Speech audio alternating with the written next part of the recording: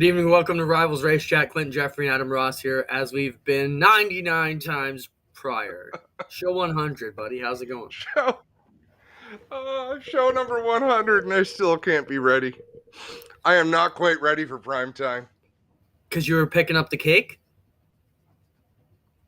Cake? Oh, yeah. I was about to jump out of it. If we did this show with Calnan, at least he would bring cake. No, he'd bring ice cream. I'd take that. I'm into ice cream. Greg got an ice cream thing going on these days. Yeah, Greg is all about the ice cream. And before we do anything, Clinton, I didn't even look on the rundown regarding this, so I apologize. But Canada lost a great one this week in Speedy Jack Monahan.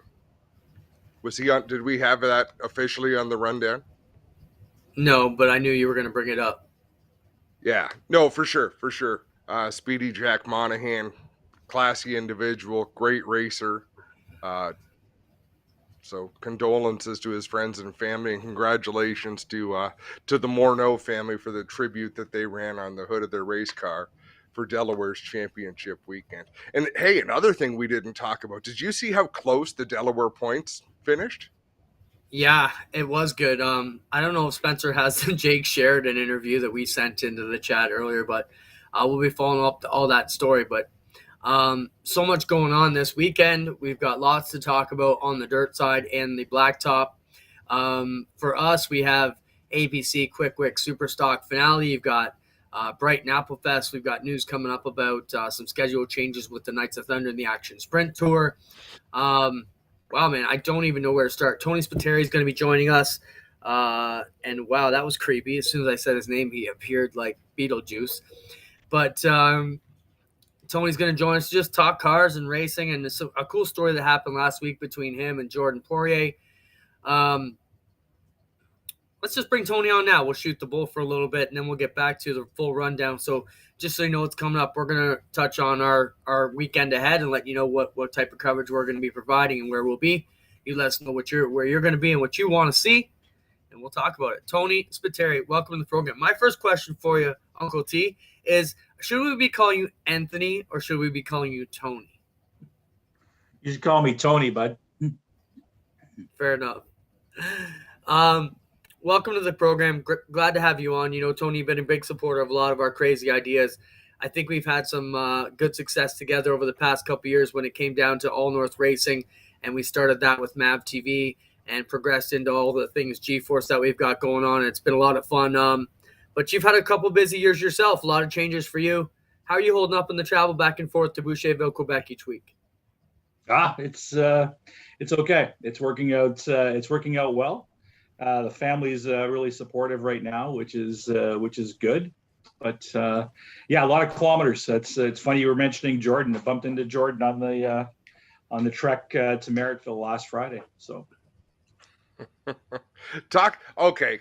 So Clinton, can we just go into the story like this, or did you have something built for it? No, we need to. Not necessarily. I want to know. Did you have like a video montage done, Clinton? No, we did on Friday for the broadcast, but we just figured we bullshit. Then I want Tony. Like, I want to see it. I've heard the story like from 30,000 feet. I want to hear it from Tony Spateri, who I know has at least 1,500 things going through his mind at all times driving down the road. I don't know if he sings to himself or if he has conversations with himself, but you could probably drive for 300 miles and not even notice if you'd change lanes or not. So, Tony, how did this look from your eyeballs? It was wild because I knew I had to drive to Ontario back to Niagara for Friday, and just before I caught sleep. I saw Jordan's post looking for a rim and a tire. So another likely suspect in this deal, I linked Jordan with Stan Morrow. You guys know from the CRS days, hauling the NASCAR rig around. And I just went to bed thinking he's got rims and tires and everything's all hunky-dory. I didn't really think much about it. And just the other side of Joyceville, I come upon a real nice hauler running down the road with 2 tires on the trailer, squatting down pretty pretty low. Let's put it that way. So immediate reaction was to pick up the phone and call Clinton and see if he could patch me through to Jordan, because it was pretty obvious who it was. And the rest kind of worked out between getting finding a ride, the Turners offering a ride, and being able to pick all 3 of the crew up and just drove them to Merrittville. See, Clinton, you couldn't have told that story that good. But how Wow. fortuitous was it for Jordan to be spotted by the series, kind of the guy who got behind it and supported it from the backside things. I know you don't actually handle that. We deal with Jen Booth, who we got to keep happy these days. But, you kind of told Jen, hey, give these guys a look, and it worked out. But when you're driving back, I just thought it was such a crazy story that you not only are, one of the principals with the key supporter of the tour, you're enough of a fan to know Jordan, and you've been in enough races to recognize the rig. How lucky was it for him to catch your eye on the 401? It's crazy to just think the coincidence that could work out that way. Now we're getting some images there. We see that the truck hat was broke down. He ended up losing. It was 2 rims, right, Tony? Yeah, he hit a pretty big pothole. You talked to Jordan about it, but he hit the pothole hard enough. It took both left side rims out, and rims and tires. So just to get himself off the road, he put one on the left and one on the right. But yeah, listen, the racing community is the racing community. It's happened to me before. I'll call out Sammy, 311 late models, our buddy. I broke down on the way to. Yeah, I broke down on the way to Humberston. I could literally drive the race car to the track, and before I could pull over to the side of the road, here's Sammy and his crew wanting to hook up my truck and trailer, dropping their race car off and coming back to pick up mine. The racing community is something spectacular. Everybody takes care of each other. We might yell at each other on Friday, Saturday, Sunday night, but for the most part, we try to get it together and take care of each other. Tony, we just saw the Bristol weekend. I got fortunate to go to Bristol a couple years and hang out with you guys down there and see. We knew Pinty's was involved with Bristol, but until you actually go there and see that every second food place is an actual Pinty's chicken dispensary, there is vendors all around the place. Signage is insane. We see the massive paint job on the wall down the front straightaway. Like, that association between Pinty's and Bristol, has that worked out for you on the business side the way you guys hoped it would? Are you getting the market share in those states that you were hoping to do? Is that big, massive investment paying off? Well, I would say it paid off from the perspective it allowed us to enter the U.S. market and learn a ton. And if you look at it from a dollar to dollar perspective on its own, it wouldn't carry its weight, so to speak. But if you look at it from the perspective of the eyeballs and the fans here in Canada for that particular venue, it's worked out quite well. COVID, Clinton and Adam, COVID's put a pretty big dent on capacity for us. So we've had to curtail some of our business in the U.S.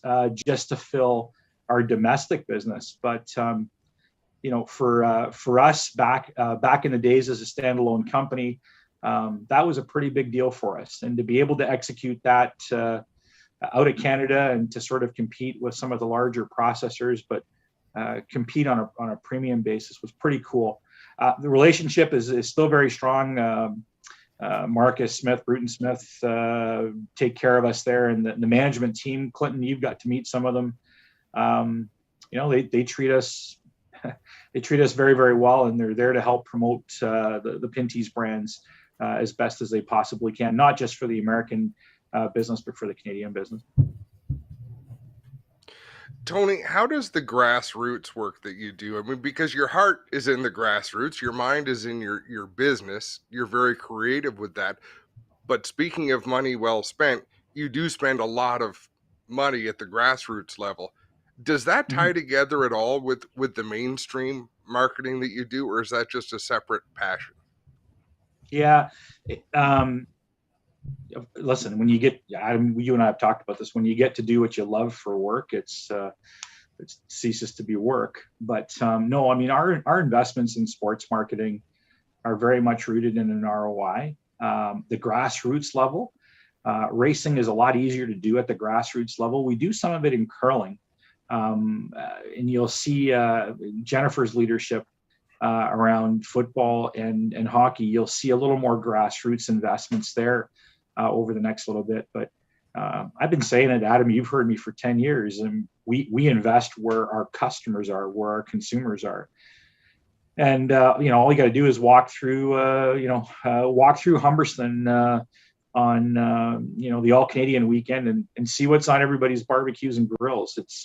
If it's not our product, it's a product we compete with. And if our investments get us the nod or convince someone to try our products, well, then hell's bells. I mean, it works out well for everybody, especially since, and you know this, guys, 100% of our production is here domestic, right in Canada, for the most part, Ontario and Quebec. So the money comes right back into the economy. We think that makes sense. And the larger ship, Olymel, also makes sense to them too.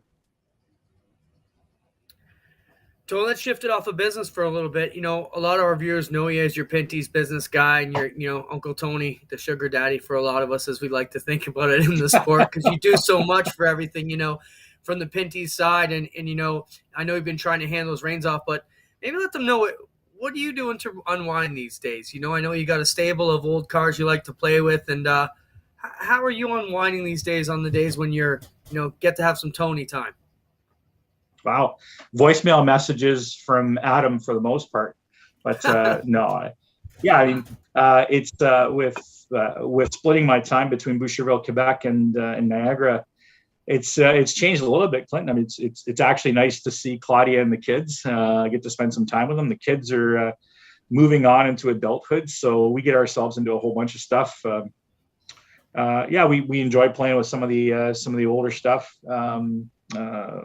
Like restoring old race cars. We seem to have aspired to do that and kind of preserve some of that stuff. My one son's playing with buildings. He's studying carpentry, so that's an old love. So we get to play that. So it really has been redefined over the last 3 years about spending time with the family. Tony, you talk about me filling up your voicemail. I'm looking at Franny commenting on the chat on the stream, and she just said to someone, don't tempt her. And I'm going to say the same thing. Don't tempt me, Tony. I haven't blown up your voicemail, but I could find something new to talk about every day. And I could just leave you I might just for a week say, you know what, I want to broaden Tony's horizons, because I know he doesn't get enough voice messages. And I'll just start telling you. Yeah, most people know the Adam Ross in person. I get to know the Adam Ross behind the scenes. Your voicemails brighten a lot of my days. So Adam, please, you fill up my inbox anytime you need to. It's been a while. Just don't let him text you the Christmas cake text, okay, that we all got on the weekend. And that will make you laugh. Inside jokes between us, and to hear Greg on the air go, that was nothing like Christmas cake, was hilarious to me. I thought it was great. But we do have a lot of fun. And Tony, that's one thing, you watch a lot of the stuff we do on G-Force, and you've been a good critic and, constructively when we need it. Hey, what's going on with this shot? What's up with that? And it's great to have you watching. I know we appreciate your eyes on the product. So many great things happening. Let's talk with the resurgence of racing. Where do you think racing is right now? And then I want to get into you quickly about this weekend's NPS finale, and then we'll let you get off the air. But, you've been around racing a long time. I know you're involved in the history of it, back to the vintage cars. You got a lot of old-timer friends. I don't mean to insult those guys, but they've been around a long time. You've seen it. Are we in a good spot now? Has COVID crushed us? Are we going to come out of it? What's your crystal ball predictions for where we are and where we're going? Okay. I'll give you a little bit of business with it too, Clinton. My personal point of view on the subject matter is that COVID was actually good for motorsports across North America, but I'm going to say acutely so in Canada. we're seeing crowds that we really haven't seen for a decade or two return back to the track, which is really, really cool. I think the work, I'll let you guys, because today's kind of special, 100th episode here, but I think the work that you're doing and we're doing together on G-Force is bringing, those events into households on a more frequent basis, and they're driving up more interest. So the business side that I'll give you is doing work with the NHL and the NFL, especially. They're very, very big believers in market research, and I would say on an alternating basis, every 2 weeks we've seen an ongoing survey surveying North Americans, Europeans, and specifically Canadians on their attitudes around coming out of COVID. When do you believe this will be over, and what are some of the things you want to do? 5 years ago, I probably wouldn't tell someone the best investment in the world is a racetrack. Today, I might give you a different point of view. I'm not going to say it's the best, but I would give you a different point of view on the prognosis of where fans' heads are at. If your venue, whether it be a hockey venue or a racing venue, is safe, is well run, is on time. One of the things we don't pay a lot of attention to in our sport is, I'm going to commit 2 hours to this, or I'm going to commit 3 hours to it, has become far more important to fans of all sports through COVID. So I look at it, and from a business perspective, I'm saying it's a good time to invest or to reinvest in sports marketing, as long as the alignment is good. From a personal perspective, I can only tell you what I see, Clinton, Adam. I'm seeing full stands. We saw Southern Ontario Motor Speedway there a few weeks ago. And I know there's some stuff we're working on right now with one of the shows, but full stands. Is at Humberston this past weekend, same thing. I think there's an ability to get the resurgence to continue moving in the right direction, which is good for everybody, good for race teams, good for promoters, and good for advertisers. We just, as the motorsports industry, we have to keep remembering the fans. We have to keep remembering what's important to them. Economics are important to them, the amount of time they have to dedicate to it. And I don't have to school you guys, but if they become a fan, you can't go quiet from October to May. It has to be a 52-week sport, because that's what we're competing with today. That's some good insight. Yeah, absolutely. Now, Clint, do we want to introduce our new announcement while Tony is here? Because I'd be curious to get his feedback, whether we do it privately or publicly. I definitely want to hear what he has to say about it. You can't do that shit on the air. You just have to say it now. So, Tony, we just before the show came on, and this is something that I'm pretty excited about. We have been working with Brian's auction service for a little while now. They've been an advertiser. They just signed on as the headline sponsor of Brighton Apple Fest. And in January 2022, we will host the very first Brian's Racing auction powered by G-Force TV. So we haven't named it yet, but that's the nuts and bolts of it. But what it's going to be is not used race car parts, but new inventory that people can buy at a great rate and come out. But I think it's just a step in a really cool direction. Just sort of to follow up your point of what is getting melded together in racing, and what is mainstream and what is our secret club. The racing fraternity is not so secret anymore. Fantastic. Great organization. I love following their online auctions. We find it, and they're pretty widespread. They're not just farming equipment anymore. There's virtually everything that you could imagine. So their infrastructure, I think that's a great fit. It's a fantastic fit. Congratulations to Brian's and to you guys. Yeah, I'm really excited about it. I know Clinton is as well, because as we say, we're going to make some phone calls. Their infrastructure and how to run a proper auction and actually support not only the places like Bicknell Racing Products, Grisdale Racing Products, but there's a lot of manufacturers still in Canada that that could take advantage of things like this and help them with what I claim you had a term for it. I've always just called it aged inventory. But what It'll did be you call it? new old New stock. old. So, we see, let's look at a place like Bicknell's or Grisdale. They've got a rim, maybe that's brand new in the box from 15 years ago. Well, maybe the teams aren't going to run it currently because it's not what is winning these days, but it's still a brand new part that holds value. Instead of just getting rid of it or throwing it away, they can enter it in the auction. And maybe a guy like Tony, who Franny is saying don't enable him with this new project because you're going to be buying lots of these parts on the auction, Tony, is, a guy like yourself who has these old vintage cars says, hey, maybe that is the new rim I've been looking for, which I know you're still looking for wide 5 rims for your vintage Junior Johnson car. So maybe something like this could go up your alley. But yeah, it won't be any junk. It won't be a used race car swap meet. It'll be all new old stock, brand new stuff in the box. And I think race are going to get some good value. But Tony, goes back to what you said about the 52-week, project. Can iRacing fill that void, the 52 weeks? Obviously, we can't race through the winter. We're talking programs like this. You got involved in iRacing a little bit, and we dragged you to the trough a little bit. What's your thoughts on that? Can that work year-round? Oh, yeah. I mean, yes, it is, and it's going to continue to work. It already is, from what I see. I had a great chat with Trayton Lapsovich a few weeks ago, and we were at CTMP just kibitzing after practice, and he was turning his first few laps, and he was saying, everything I've learned about the track, I've learned it on my simulator, because he hadn't been there yet, so to speak. So I think that for sure that's one of the things.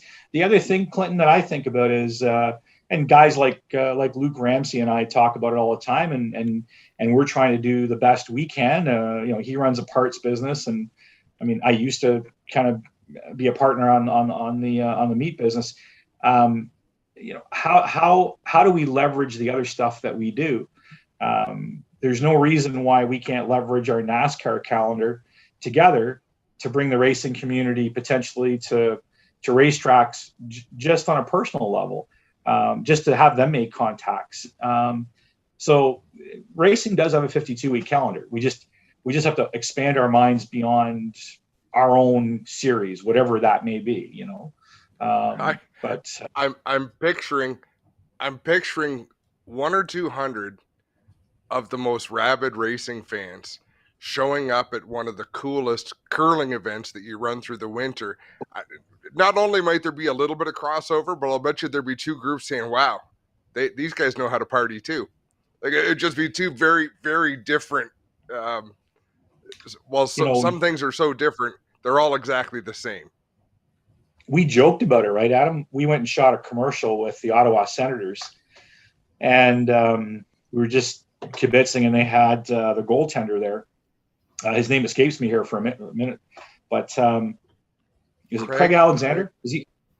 Yeah. No. And then we find out while we're shooting this commercial that he's a huge race fan. So we actually set up for Larry Jackson and him to race remote control cars around the stadium where they play. Like, there's a ton of crossover, but I think we leverage, staying within the racing community, we leverage what's already there. And if we can help leverage that, our NASCAR side to potentially, to touch some local drivers, fantastic, and vice versa, And furthermore, Craig Anderson had a dual simulator rig in his basement.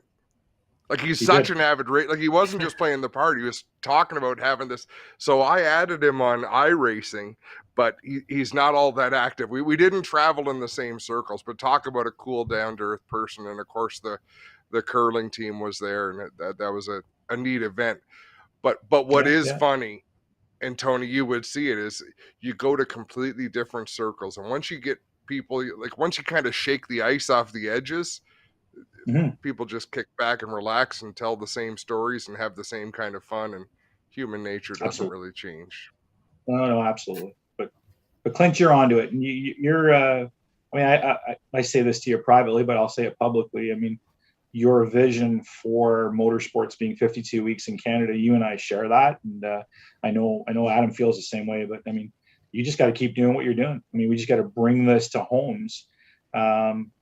Jordan and I, got to share the inside of a car there for the other side of 4.5 hours, and all he could talk about was how many of his friends were watching him on G-Force, talking about U.S. sprint car series that are now paying attention to us, which is kudos to what started at Osh Weekend and is now seen nationally. A few weeks ago, you were saying hi to you called out a former high school buddy of mine who's watching, in Banff, Alberta. He's a firefighter in Banff, Alberta, and grew up in Port Colborne. He's a friend of Terry Vince's as well, by the way.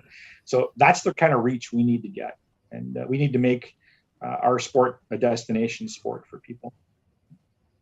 I was just going to lead into that. Tony, you told us that many years ago.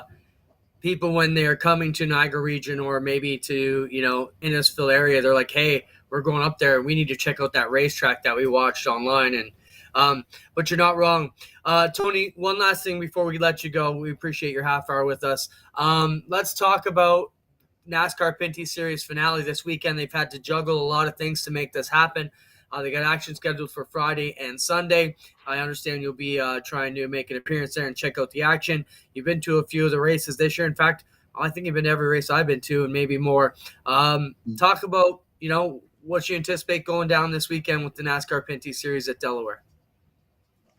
I'm looking for it. I'm ashamed to say this. It's the first time I've been to Delaware as a racetrack. I talked to Tony Novotny about it a million times back in the CASCAR days, but never got there. I did commit even before the NPS schedule with Luke to go by and visit. All I'm going to say, I mean, it's going to sound trite, but I Adam at Clinton, if you don't agree with me, please call me out on it. The level of racing we've seen this year has been second to none. And it's this amazing. It's kind of like NASCAR maybe 8 or 9 years ago. It's this amazing, I don't want to call it battle, but showcase of the veterans that know their way around and a whole bunch of new folks, young and just plain new folks that are challenging the crowns. They're challenging the seats, so to speak. So what am I expecting? Well, it's going to be a trial of attrition. You got to survive 3 races to get to the fall brawl on Sunday. So I think good teams will maybe keep some powder dry. I can say that, but you guys are going to correct me and say we've seen that movie before. It doesn't happen. I'm going to be very surprised if we don't see one of the young guns steal 1 or 2 of the shows this weekend. They're just running that good, and the names. You know the folks we're talking about. We've also got some interesting news. I'm really excited to see Brandon get into our series. Brandon Watson. I love watching him in late models. He's I would call him our Mr. Excitement, so to speak. And watching our old buddy Glenn. I mean, I don't know, old buddy. He's my age, but watching Glenn suit up, he's so bloody excited about strapping into a NPS car. It's one of these things he's wanted to check off, and he's ramped up about it. And I watched him on Friday. He ran a heck of a race. So he did. So yeah, he was sharp. I'll tell you this weekend. Oh, I did. It's been posted. No, it was posted on social today. Just to wrap that up, Adam, before I throw it back to Tony, I got sent his driver application today. He's in Batesville, Arkansas, racing with Schrader for the next 4 days, and then he's going to fly back on Sunday morning at 6:30 in the morning to get to Delaware to take his first shot at the Pinty Series with White Motorsports preparing a car. So he's going to be a bit tuckered out, and but I put you down as a reference, okay? So they were asking for 3 references, so it was DJ Kennington, Dave White, and yourself went down as Glenn's reference. So if Brett Bodine calls you and asks about who's this Glenn Styrise guy who's trying to jump into the series, you know what it's all about. But Adam, go ahead. You've been the voice of this series. 3 races in a couple days. I think the atmosphere is going to be electric there. We know what it's like when you get a full camping weekend. Regardless of what the weather ends up doing, I think we're going to ride it out because the place is going to be jammed all night. Also, yep. Tony, I was with you. I'd never been to Delaware till we went there on July 2nd, and man, it is a great place. I fell in love with the shape of it, the way it's laid out. There's nothing bad about the place except the fact that I had to work, because I would love to be sitting in the beer gardens enjoying a race at a place like that. It is absolutely amazing. Luke and the folks there in the Erlands have done a great job. It's going to be awesome. You haven't seen anything yet. Wait until this weekend. So we saw a pretty good event in July, Clinton. You just wait until this weekend. Campground, they added campsites and they still sold out in a heartbeat. The crowd is going to be big. The crowd is going to be loud. They have a good time. That is the home of stock car racing in Canada. I mean, you can say what you want, but Tony Novotny made that the place to be. And Cam might be able to answer this from Stickers and Scuffs. And Cam, please track me. I've been horrible this year because I've seen them at so many races, and I got to stop and talk to Cam and Graydon and the boys, and I'm terrible for that. But when was the last time we had this many cars in the NASCAR Pinty series follow the entire tour? I believe the number this year is going to be like 15 or 16, and I haven't seen that in a long time. That series is in good shape. Delaware being a big deal. I mean, yeah, the atmosphere this weekend is going to be spectacular. I couldn't agree more. From what I see right now, Adam, like, and just the folks you talk to, and Clinton, you and I talked about this a couple of weeks ago. Like, when you're talking to team owners and car builders that are stopping you and saying, I don't have enough cars for the requests. So a lot of these guys are thinking about 22. And like I said earlier, I think if we do our homework as a motorsports industry and make it a 52-week sport, the investment is there. I see it. I see what you guys are doing, but the return will be there. And I think we're starting to see the tip of the iceberg, Adam, my personal opinion. On that, I think we say goodbye. Thank you, Tony, for stopping by and hanging out with us on our 100th show. Look forward to spending some time with you this weekend as well. Anything else you want to add, Adam, before you start sending Tony voicemails and Christmas cake? No, I like the way Tony finished that. Just the tip of the iceberg. Listen. On that note, gentlemen, congratulations on your 100th. Around Christmas time, a friend of mine gave me this really, really cool glass. It keeps your drink really, really cold, but it's ice on one side and whatever your favorite elixir is on the other. So as we say en français, santé. As we say in my family, good health and happy fortune. Thanks for being our friends. Thanks, Tony. Have a good night. We'll see you this weekend. Good night, boys. Cheers. You know, it was funny. Rob Lettingham told me about 6 or 8 years ago, you should really meet my buddy Tony. I think you guys could do some good stuff if you could, get together with him and your butts. And I think it's been amazing. So thanks to Pinty's and all they do for not just us, but sports in general. And, you can't watch sports in Canada and not know what Pinty's is. Adam, let's jump into our big weekend coming up. We are pumped up, super proud to be associated with the APC Series through G-Force. I think the season has been absolutely amazing. I know our crew is pumped up to be presenting all the action. We've got OSCAR thrown in the mix as well. We've also got the NASCAR Pinty Series, and it's kind of a perfect storm for you and I because you and I get to work both sides of that coin all weekend long. So pumped up to be working for G-Force and then jumping over to NASCAR and NBC Track Pass and TSN Go.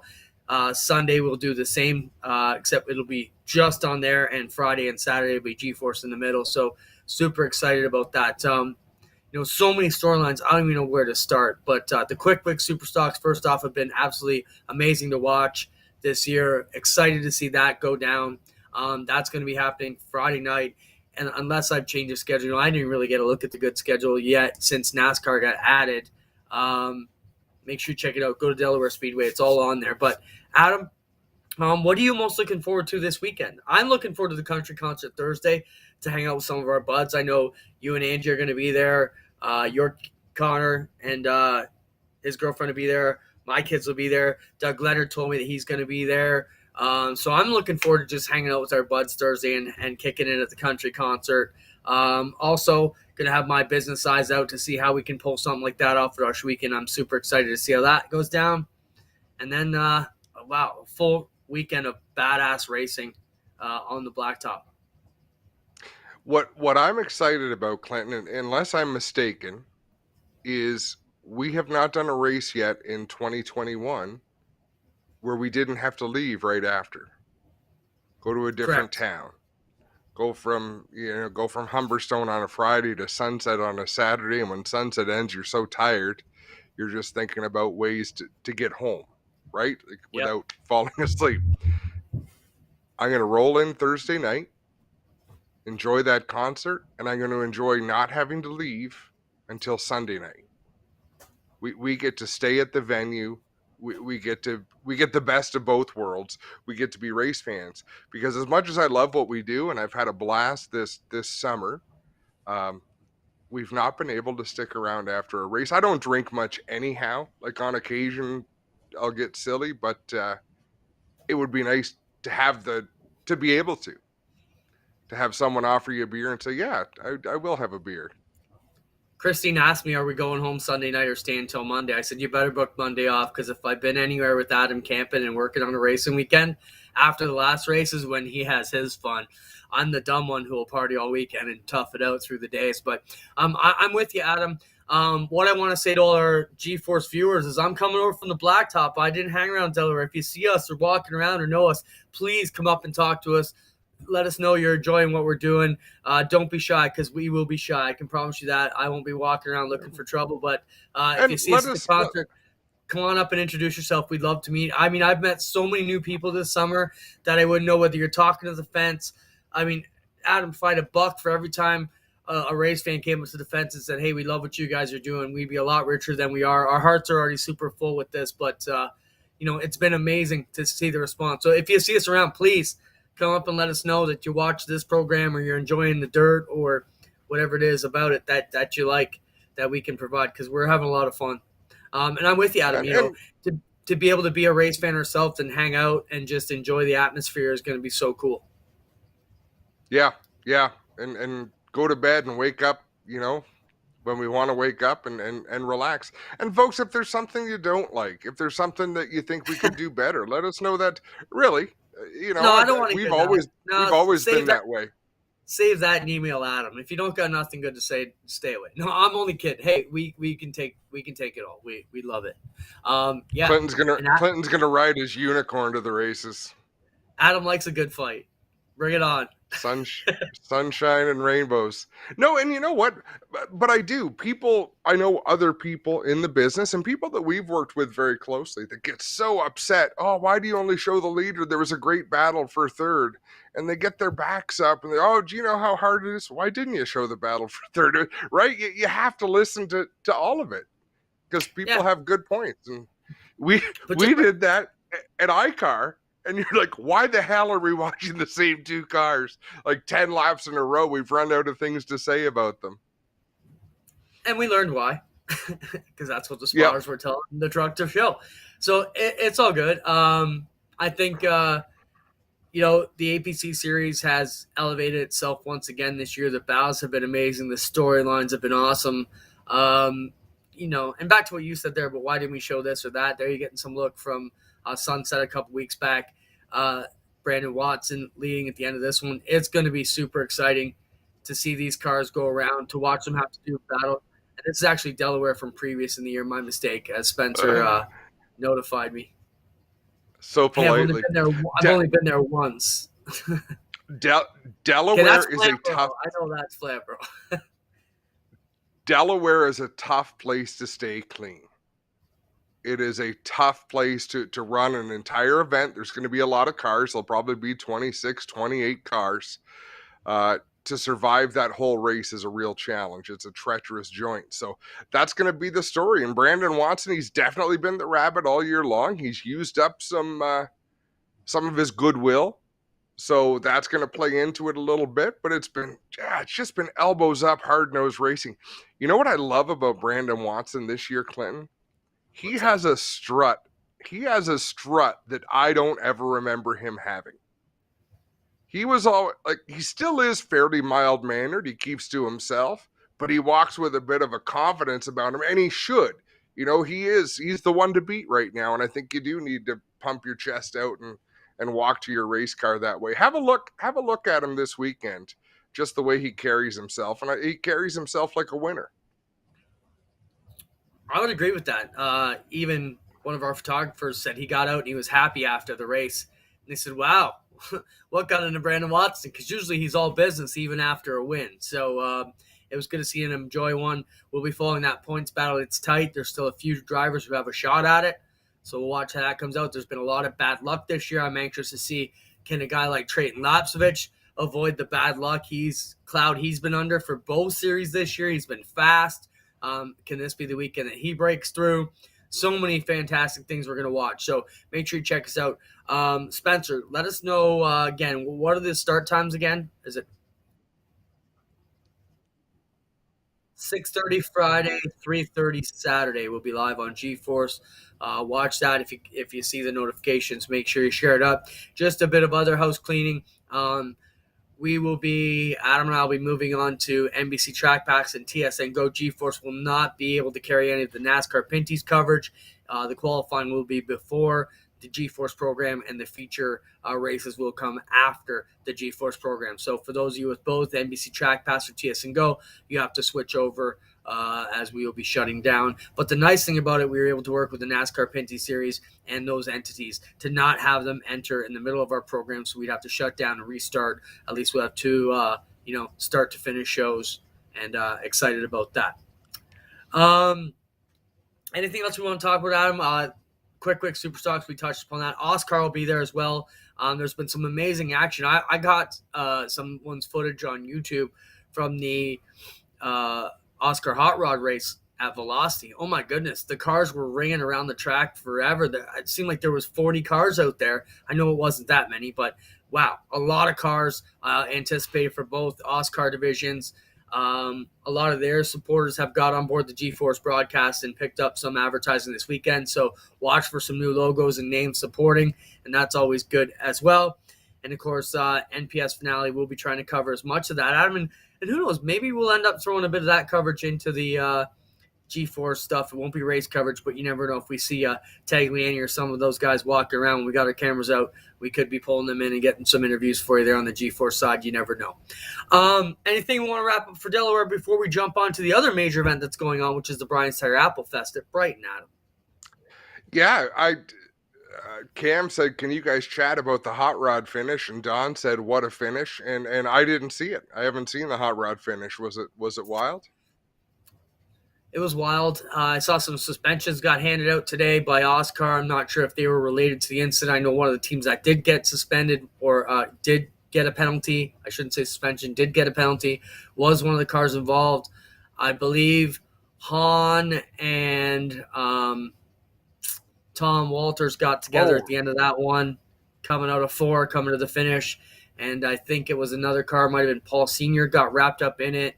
And a lot of people were angry. It was just not a good scene. So they're going to be carrying over some bad blood over that way too. So we'll see how that one wraps up and see how they get their season finished too. Anything else? No, that's all I have. But folks, it's going to be a big weekend at Delaware, and if this carries on over the years, that's just going to become monstrous. Yeah, Apple Fest also kicks off this weekend. It would be the place we would be at if we weren't already pre-booked with APC. And someone asked me last week, said, well, how come you guys aren't going to Brighton? Aren't you dirt guys? And I said, well, actually, if I think about it, APC invited you and I last October to Hamilton for a meeting and said, every race we do, we want you guys. So they kind of booked us 6 months ahead of everybody else. So that put us in a great spot. We're happy to be there. But, Brighton Apple Fest presented by Brian's Auction. It's going to be a great show, Adam. You got 358 Modifieds. You got Sportsman. You got all the classes down there. You got the great crate race for the late models that's happening as well. Some amazing stuff going on there as well. We know they're in all these, what they can do. We got to go there for the Labor Day shootout weekend. I'm kind of bummed that we can't go to this. But, man, we want to wish them the best. They're going to have a fantastic turnout as well. Yeah, they certainly will. They put on a great show. They're great hosts, right? The Rinaldi family are great hosts of an event. Yeah, so make sure you check that out. Brighton Apple Fest presented by Brian's Auctions. That'll go this week. It's also their Duel on the Dirt races are this weekend, and I have a bit of an update with that. The Duel on the Dirt is going to be this weekend at Apple Fest for both classes.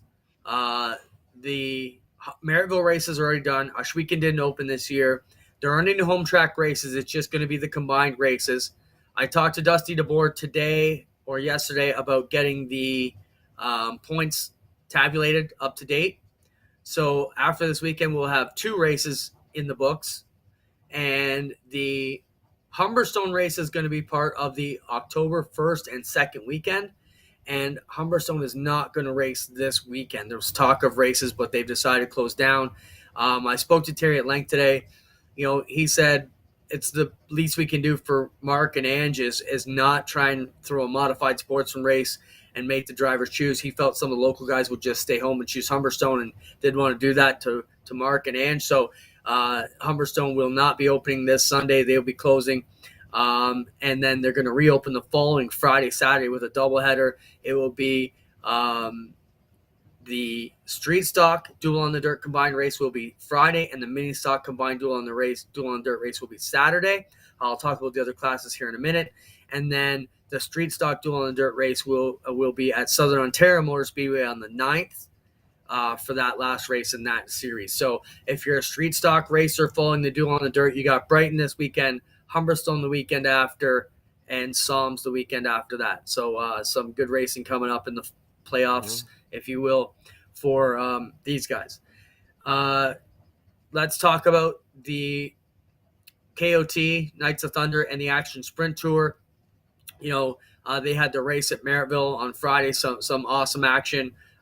Things look great. They kicked it off with their freestyle motocross and monster truck display, which they had Saturday. Riley Bredman said, yes, we saw you there. Yes, we filmed it. It'll be airing in the coming weeks.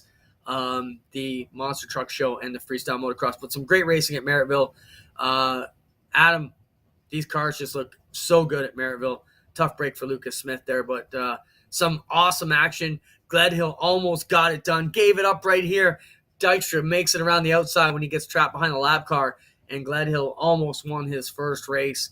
Some exciting stuff there. Any thoughts from Merrittville before we talk about the Humberstone weekend and the schedule changes coming up? It was awesome. The track was amazing. It was a different kind of Merrittville Speedway track surface than what we had seen. It was just a fantastic show, Clinton. Enjoyed it a lot. Yeah, I went back on Saturday and got to hang out as we had a couple camera ops there. We were getting set up to film the monster truck and freestyle motocross, and everybody I saw had great things to say about all the racing all night. It was like every feature had action, and we came right down to the last turn, which was super exciting. Go ahead. How was the crowd Saturday? Really good. Good during the day and even better at night. They had double shows, and both of them were well attended. I wouldn't say packed or sold out, but certainly probably to capacity where Don wanted to be in both of the shows. Good for him. That's awesome. Yeah, real good turnout. Let's talk about some conflicts going on with the Knights of Thunder and the Action Sprint Tour. They were supposed to be going to Southern Ontario Motor Speedway on October 9th. There's been some conflicts come up with that. So all the teams have agreed to move that date to October 2nd. So that sets up October 1st and 2nd at Humberstone. We'll be live both nights on GeForce TV. There's some new marketing partners that are going to be announced in the coming days, and we're working on making this a big 2-day event, as it'll also have the Duel on the Dirt. So Terry is talking about both sprint car classes. So Friday night will be a full point show for the Action Sprint Tour and the Knights of Thunder as scheduled, along with the Sportsman, Dirt Car Sportsman, and the Thunderstock Duel on the Dirt race.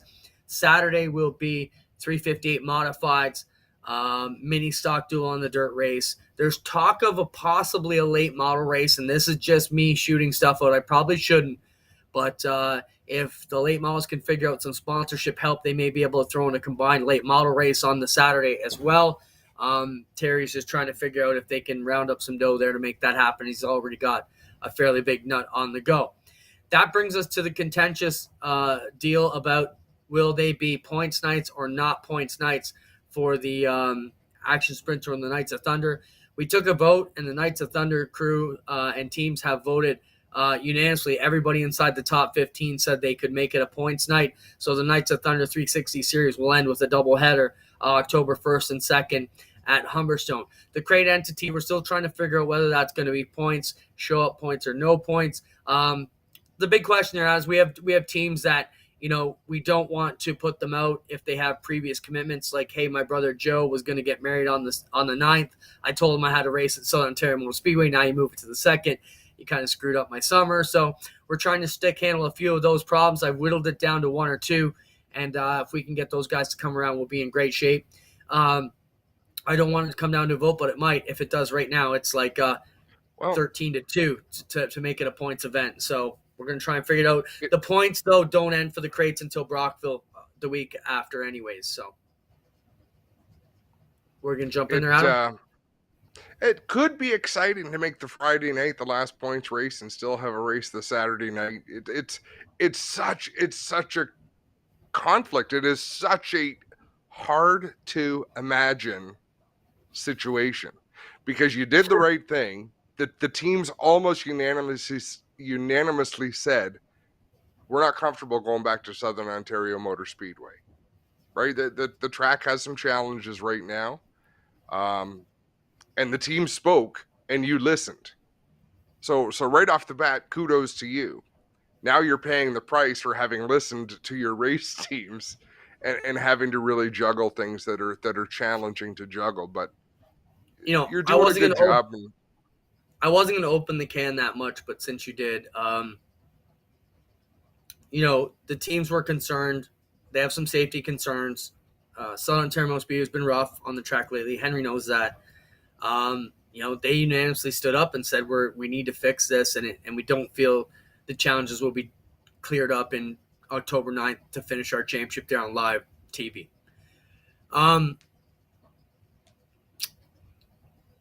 With that being said, we don't want to give the impression that sprint cars aren't in love with the place because the fans there are amazing. In my talk to Henry, and that put me in a tough spot to have to call Henry and in the ownership group there in Raw and managing it and explain the situation. They understood it. They said, hey, we want the sprint car guys. And it could have went two ways. We could have dug in our heels and said, no, we're going anyways. Take it or leave it. But as I look back, I personally, as the manager or tour director, whatever you want to call me, I don't have a skin in the game. I don't have a car invested. I don't have to get in the cars myself and do it. When that many of them stand in unity and say, hey, we have to fix this. So we can be happy there. And I think when we went there on August 7th, everybody was super shocked at what we got because it was so positive, so good, so packed. And I just talked to Henry and said, look, we need to fix these right so the guys are excited to come back, or we force them to go. We have 1 or 2 guys that have a bad night and it looks like a black mark and then they never want to go back, which isn't the thing. So Thankfully, Henry agreed to work with us. We understand it's just one of those things, and we feel horrible for the fans down there. I know a couple of teams were down there. They have sponsor ramifications this doesn't work for. But, it's like you said to me earlier in the year, this is unprecedented times, and we have to do things that are unprecedented sometimes. So, as much as I don't want to be changing the schedule or adding dates or moving dates. So, first off, this isn't a reschedule of a date. This is an elected move, an approved move by all the drivers. Let's say 96 to 97% of the drivers in both classes approved this move.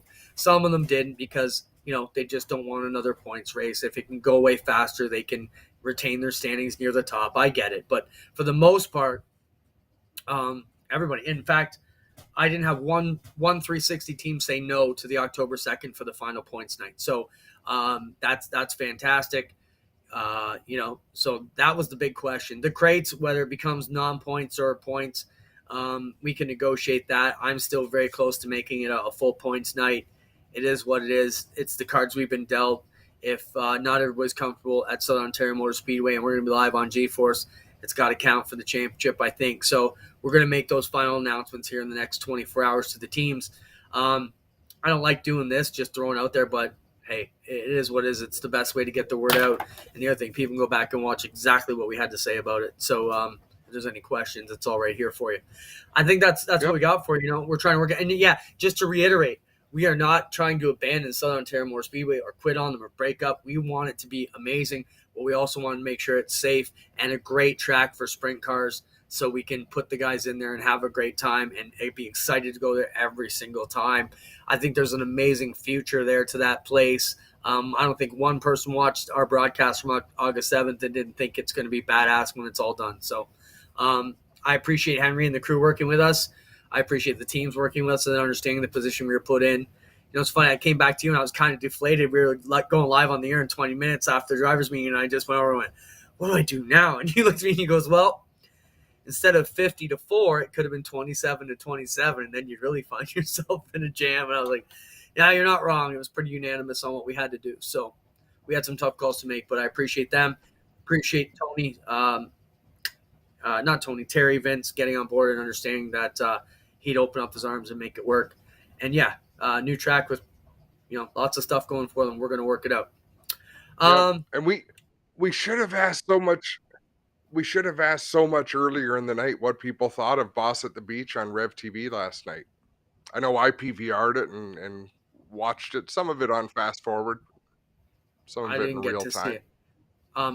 Spencer, do we have anything coming up? Is there anything here? Oh, we got Humberstone Light at 9, so we got to get off this channel, Adam. We're being kicked off by Humberstone from Sunday night. Make sure you check that out. The modifieds are there. Wreckfest aired on Sunday, and now from Merrittville, and now coming up in a week or so, it'll be the Monster Truck Show from last week. We are live all weekend. Make sure you check us out. Anything you want to add, Adam? That's it. Hopefully see you this weekend. Say hello. Give us your thoughts. Happy 100 shows. Thanks, Spencer, for all you do, bud. If anybody gets the cake, it's you. Making us bums look good every week and everything you do out there on the road with us. Super pumped up to be spending the weekend with our crew and our family. We'll see you at the country concert Thursday. If you're out there, come on up and have a beer with us. If not, we'll be working hard and sweating the rest of the weekend. We'd love you to come up and say hi. We'll leave you with our Thompson video, highlights of the week. This is from last week at Merrittville.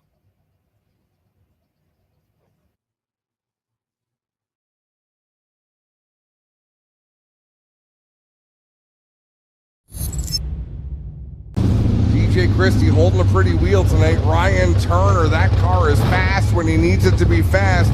And this is something that DJ Christie has kind of patented here this year, the ultra slow restart. Back to the green flag. Here we go. 2 laps left to settle it. Ryan Turner trying to judge that start. We are under the green flag. Turner immediately to the inside. DJ Christie up high. Christie will pull away down the back straightaway. It'll be a white flag this time. Off of corner 4. Christie on the high side. Turner trying the bottom. Christie dives it back down the low side. That kind of gave the run for Ryan Turner. Turner uses the inside line to wheel the wheel down the back stretch. Turner to the lead. Turner to the lead. Christie to the inside. Side by side on his turn number 4. Turner with the win. Christie second. McNamara third. I thought they were going to back in 3 and 4 when they both went for that same piece of real estate. What an exciting piece of driving by a couple of young talents. What a race. Whatever DJ Christie did coming down the front stretch, it allowed Ryan Turner to catch him down in corner number 1.